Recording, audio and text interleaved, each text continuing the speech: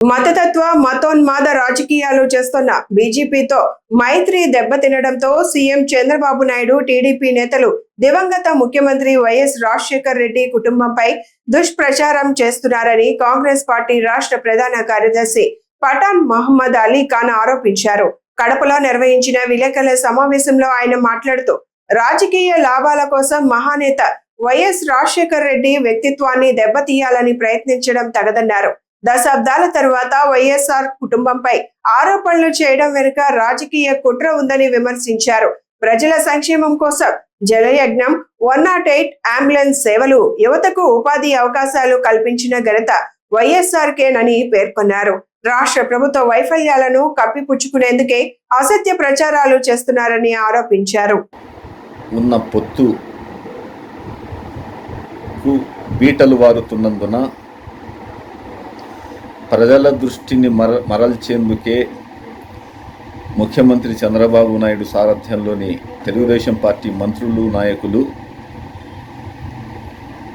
అసత్యాలను YS Rajasekhara రెడ్డిపై, తండ్రి రాజారెడ్డిపై, ఆయన కుటుంబంపై దుష్ప్రచారం చేస్తున్నారని,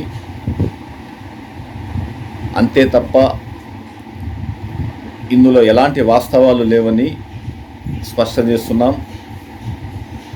మహానేత దివంగత ముఖ్యమంత్రి వైఎస్ రాజశేఖర రెడ్డి ప్రతిష్టను దిగజార్చి తద్వారా రాజకీయ లబ్ధిని పొందేందుకు చేస్తున్న ప్రయత్నాన్ని తెలుగుదేశం పార్టీ, సీఎం చంద్రబాబు నాయుడు దిగజారుడు రాజకీయాలకు నిదర్శనంగా ప్రజలు చూస్తున్నారని ప్రజలు పూర్తిగా గమనిస్తున్నారు.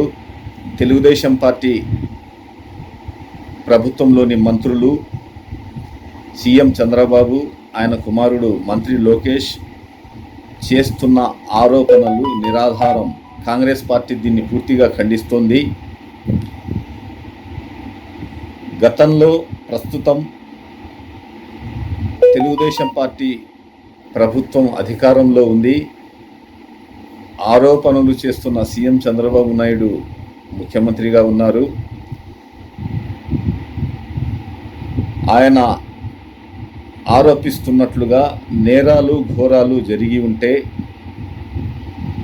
అప్పట్లో అధికారంలో ఉన్న ప్రభుత్వం ఎందుకు చర్యలు తీసుకోలేదని ప్రశ్నిస్తున్నాం. అంతేకాకుండా ఆధారాలు చూపి మాట్లాడాలని డిమాండ్ చేస్తున్నాం. వైఎస్ రాజశేఖర రెడ్డి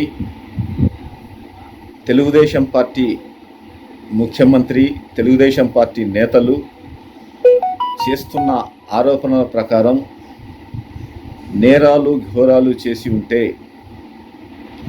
ఆయనకు ప్రజలు బ్రహ్మరథం ఎందుకు పడతారు అనేది కాంగ్రెస్ పార్టీగా సూటిగా ప్రశ్నిస్తున్నాం. ఇప్పటికీ ఆయన గతించి దశాబ్ద కాలం అవుతున్నప్పటికీ ప్రజల గుండెల్లో వైఎస్ రాజశేఖర రెడ్డి కొలువై ఉన్నాడు.